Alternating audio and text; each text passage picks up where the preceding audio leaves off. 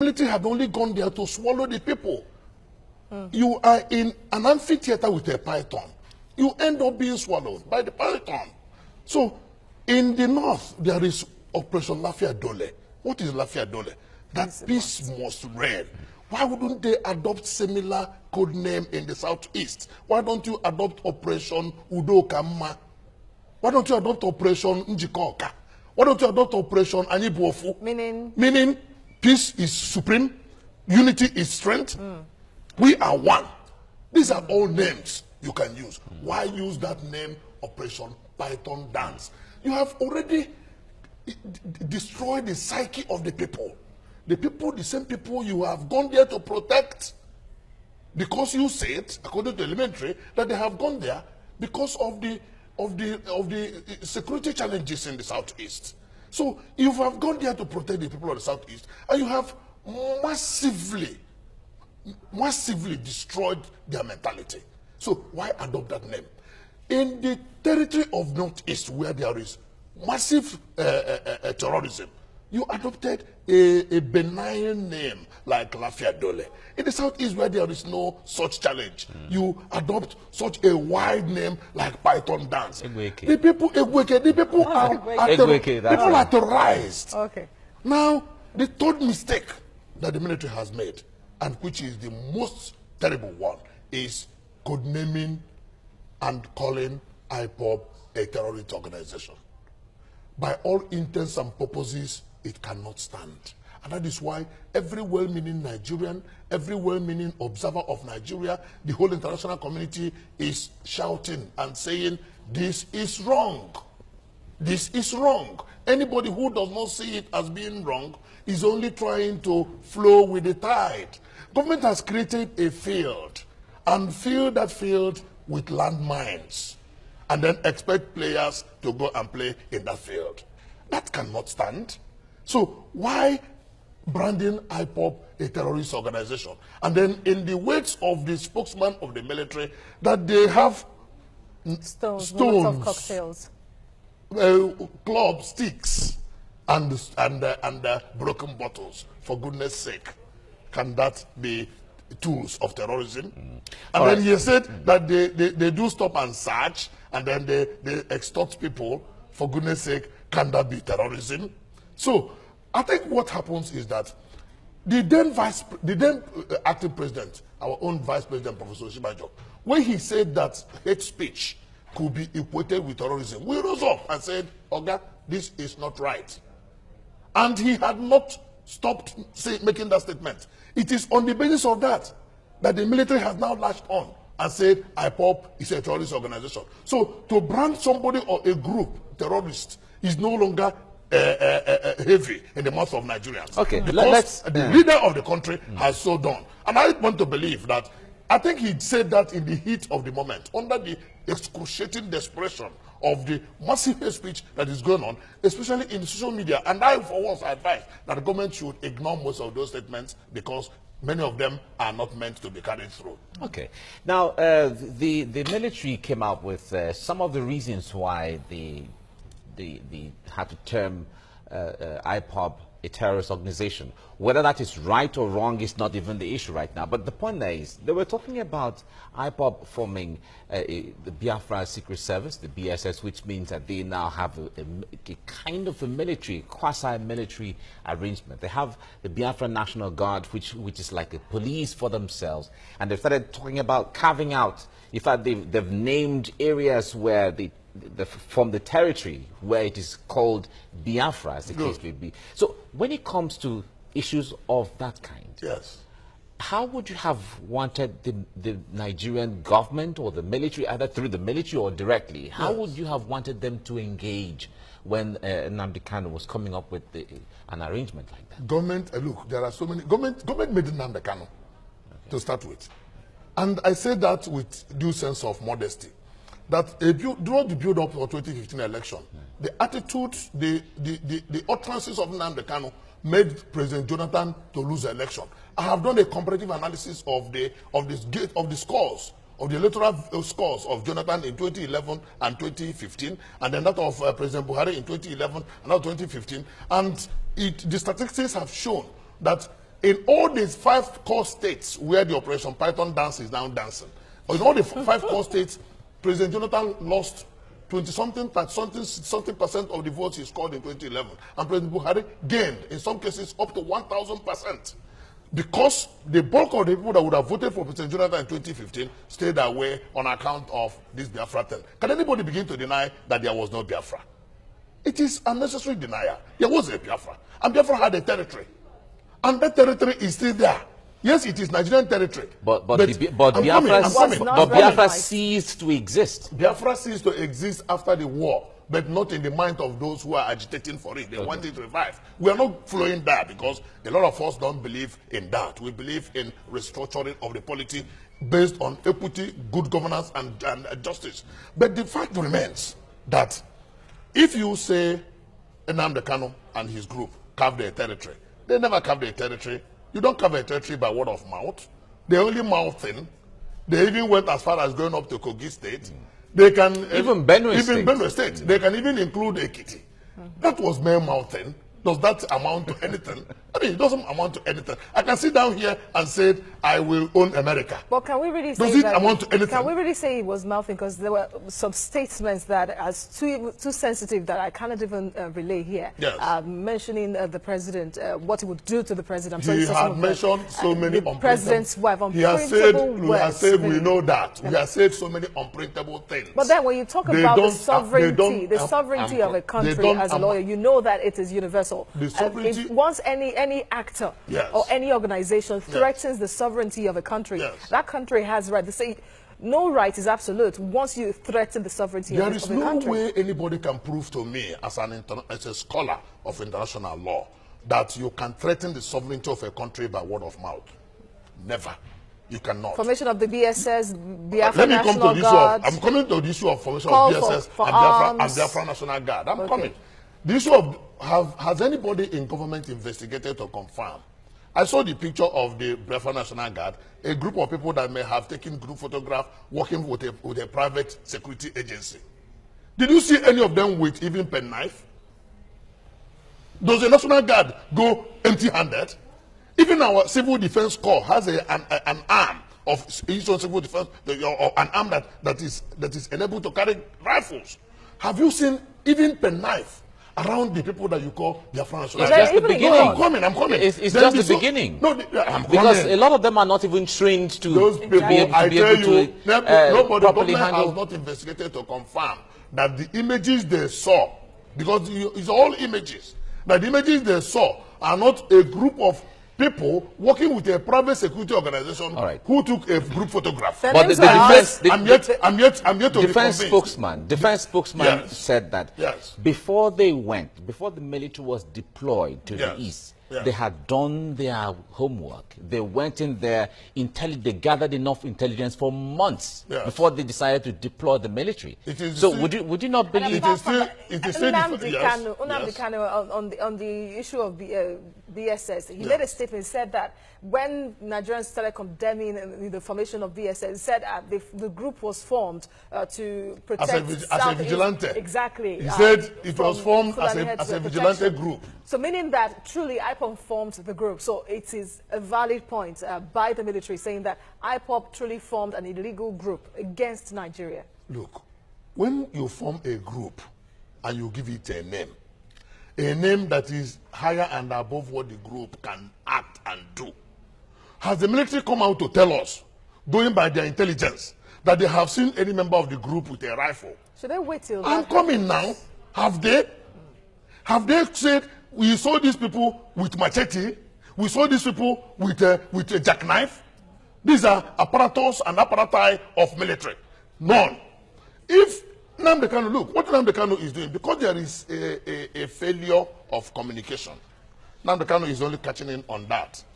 Yes, he's insulting everybody, virtually everybody. There is nobody that is spared from his insults. And I had earlier advocated that government should just pick this young man and try him for libel. Try him for criminal falsification of information. How about treason? He's not never, and that is why government went and chose the high wire case of treason. And that's why they couldn't go further. And they kept Nnamdi Kanu for long in detention. somebody that was relatively unknown suddenly turned to become a hero. It was government that caused it. And we said, why are you keeping him here? Against the law. So everything, most of the things that the government has done around Ipob has been illegal. Against the law, and then not following due process. And that is why virtually most people are not standing with government on this issue. Yes, I don't stand with Ipob. I don't stand 100% against what they are doing. But as a Nigerian and as a respecter of law, I expect our government to show the way in respect for the rule of law. All right, Fred, we are all witnesses to, even those who were not around or who are very young, will certainly know how the Rwandan genocide started. It was the word of mouth. And it started until the broadcasting of hate speeches and all of that. And we till today, Rwanda is still trying to put itself together, trying to rebuild from the genocide. The way Nnamdi Kanu was going with his hate speeches and all of that, and even with the Radio Biafra, that he was able to bind the minds of a lot of people from the East and all of that. And today, a lot of people have really ideated with the way he stood up with his issues and whatever he has put forth. If that was left to continue in that way, you don't think that it would jeopardize the integrity of Nigeria? Mike, you don't know the huge resources available to government. If you do, you will understand what I'm talking about. I have a fair idea, but I don't even know 10% of the huge resources available to government. Why would government allow Radio Biafra to keep broadcasting for that long? Government has every opportunity to scramble and jam the frequency and it will come to nullity. Why didn't government do that? Why wouldn't government, that is on one side. Now, on the issue of hate speech, yes, we know that hate speech is not good. And we condemn hate speech. Ipob is not all about Nnamdi Kanu. Why did government not do the needful? Why did government not establish a fifth columnist in Ipob and use that to destabilize Nnamdi Kanu? Why didn't government do that? And that's why I say that even the state governments of the Southeast are indolent. I'm sorry to use that word, but as far as Ipob is concerned, they have been terribly indolent because they speak the same language. It's very easy to infuse the fifth columnist in Ipob. It's very easy. Nnamdi Kanu is not alone. What of all those men around him? Why don't you throw up those men? Every man has an ego. By the time you throw them up, Nnamdi Kanu's ego will die down. And then these people that the government will throw up will check with Nnamdi Kanu. What is the job of intelligence, for goodness sake? So what are we talking about? These are things, that facilities that are available to government. Security vote, what is he doing in the hands of the governors? What have they done with it? With respect to Ipob. And then why have they allowed the thing to fester this far? And then allow Nnamdi Kanu to be insulting virtually everybody. How old is he? So I saw the Civil War as a boy in a boys' company. And I can tell you for free that it is one thing I will never want for anybody on earth. My good friend was working along with me. We were going to give information to Biafran soldiers as our boss company. And then Ferret fell and killed him beside me. It could have been me. So why on earth will I allow anybody to continue to drag Nigeria on that path? But then, why did government allow such a huge marginalization of the Southeast? Why would government, it's as if every successive government has a policy, a deliberate policy, state policy of massively suppressing the Southeast, of denying the prevention and marginalization of the Southeast. And that is what has allowed people who should ordinarily not talk to talk. Okay then, Fred, let's Ipob, yes, talking, and then the marginalization of deprivation. I prefer the word deprivation. Deprivation of the Southeast, really. But then, what about the leaders of the region, the governors over time? Many years, I've been to the East many times, and you will be alarmed what you see there, the erosion of the place and almost inaction of the governments of all the states in the region. You could only pick like a state. Going to Abia by road to Akwa Ibom is a sorry story for anyone that has applied that road. And it's like that for many years, everywhere. So why have the leaders... Where does the ecological fund come from? But wait, apart from that problem, I'm talking about general infrastructure program being put in place. So apart from the national issue, what about the leaders of the region doing the needful, first off, doing right by their people, and then they can go to the center and say that you need to do this for us. But have they even hopped on the plight of their own people first off? For example, their inaction of what has been happening so far till now. Has anybody listened to them for the ones they have? Have them been very loud enough? I am sure would they overthrow government before you know that they are loud enough? If they don't speak, what of the NGOs? What of the public analysts? The ones we speak, are we not Nigerians? Must I be a governor before government listens to me? How many times have I mentioned about this or second Niger bridge? No, I'm coming. How many times? Yes, but I have access to talk to the people. They have access. But by the time they speak and they are not listened to, where does the ecological fund come from? Is it not from federal government? Certain problems in the southeast are beyond the capacity of the state governments. Don't forget that when you go and look at the money accruing to the state, I'm not holding brief for them because a lot of them really don't perform. Let Mark underline that. A lot of them don't perform. It is lack of performance of the governors and lack of performance of the people in authority that has allowed this thing to fester all this while. But now, as a component part of Nigeria, if the governors are not performing, and you know that authority flows from the center, what has the center done to help the people? When people begin to argue that it's because of lack of appointment, it is not. It is because of lack of infrastructural development. It is because of lack of federal government presence. What does it concern the man in Aba, whether the man in Ebonyi is made a minister or made a PAMSEC or made anything? It doesn't follow. But what concerns him is that the so-called federal road around his place is not touched for the past 20, 30 years. That is what concerns him. What concerns him is that there's no hospital in his environment. The one that he has, owned by the state, does not function. And then he goes elsewhere and he sees similar thing functioning for others. What concerns him is that no money comes from the center for ecological fund. That can be issues. These can be issues that will worry the people, not issue of okay, my brother is not giving the minister, my brother is not giving the DG. Those are mundane. The core issues are the issues with the development of the people. What concerns him when he wakes up and feels that he cannot get employment simply because he's from this place. And then his friend from Sokoto, he scored better, goes for an interview, and he's taken. So these are the things that worry him. Yeah, Fred, let's look at some real issues here. From 1999 until 2007, the office of the Senate President, which is number 3 when it comes to influence, when it comes to hierarchy, protocol in the country, rests on the Southeast. Which means the Senate President, in fact, we saw from Evans and Werem to Okadigbo and the others and all of that. And they were the heads of the Senate, the law-making body, and they had a lot of influence and so on. In fact, we remember how powerful Chubo Okadigbo was, that he first of all muted the move to impeach the president at the time, even though he didn't succeed and all of that. Under the Jonathan administration, between 2011 and 2015, we saw how the administration was very friendly to the Southeast and all of that. We were thinking that at those bracket times, the Southeast would have been, all of those agitation, all of those issues that you use the word deprivation would have been handled. Yes. So do you think it's about the Nigeria against the Southeast, or even those who come from the Southeast are not even they're not even doing what they're supposed to do? Mike, that's why I said earlier that it seems to the people that it is a state policy against the Southeast. We talked about Enugu-Onitsha Express Road under Jonathan administration, and nothing was done. So, and that is why I don't believe in this thing, oh, my brother must be this, my brother must be that. What I believe in is that my people must have this. So do you think, but let me add this before you. Yes.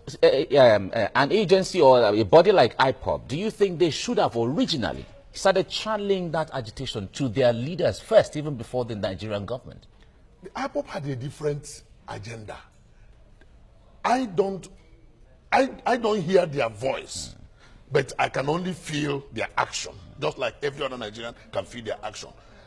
From what I feel about them, they feel they would have looked at the Nigerian state since 1970 after the war, and then looked at the environment since 1970 after the war, and up to this moment, and they would have felt a sense of loss of confidence. And then that may have given them the impetus to say, let us be on our own. And then having heard that some other regions around the world are also pushing hard, and then having heard that United Nations can always enshrine in their charter that you have the right for self-determination. And then with all these, they keep pushing. And then with government not handling the thing well, they keep pushing harder. That is why people have challenged government that if you had done what you should have done in the Southeast, it is the same brothers of Nnamdi Kanu and his group that will draw their ears and put them All right, down. let's bring in Foladele at this time to tell us what people are saying about it online. Morning, Foladele. Good morning, Azizat. Morning, Fola. Nice to see you. Good morning, Fred. Lovely to Good see morning. you. All right, so let's get into the tweets. Ms. Kazola says, is it normal to kill stone-throwing Ipob members but dialogue and negotiate with Boko Haram? Can't you guys see something is seriously wrong? Kayode Ogundamisi says, in 2017, OBJ to Buhari, dialogue with Ipob in 1999, OBJ in bracket OPC should be shot at sight. OBJ in November 1999, OBJ also mobilized army to Southwest. Olawoye says, but I don't subscribe to violence in Nigeria. Let the government dialogue with IPOB leaders and avert bloodshed. Enyafelamo says, Boko Haram and IPOB have very little things in common. Boko Haram started and continued with killings. IPOB started with dialogue. And the next one, sorry. Yeah, Razaku says, this was exactly what emboldened Boko, the mention of the word dialogue. Then we don't need police or army again now. Dialogue, shaking my head. All right, Fred, let me quickly come to you on this one. You spoke about mouthing earlier. Yes. Now, sometime last month, Nnamdi Kanu personally signed a statement that said that pro-Biafra agitators will continue to use civil disobedience as a weapon against the government. Now, fast forward to this month, where this week we hear that 7 members of IPOB are allegedly, are in court over alleged cases of murder, of breach of security, of property destruction. Do you still think they're mouthing, like you put it? Wouldn't you have assumed that those 7 were charged falsely? Wouldn't you wait until the court pronounced them guilty, having gone through the due trial of the court, before we conclude that they had? Is a case of calling a dog a bad name in order to hang it. Okay, so if truly they are guilty, would you still say that they were mouthing? Would you still say that they were just calling the government bluff? That is if. Okay, so but if they are not. But if they are? If they're not. Oh, yeah. All right. You see how beautiful the law is? Yes. You know, you can tilt this way and the other way. If they're yes, not. but Fred, IPOB said there won't be an election in November. So, but we have to wrap it up because of time. Yes. So that is something against the group anyway. Yes. Thank you very much, Fred Nziako. Fred Nziako, thank you. You're a lawyer and you proved it on Twitter today. Thank you very much for analysis. Thank you, Fola. Thank you so much. Well, when it comes to IPOB discussions, it's really very interesting, I must say. Indeed. Thank you very much.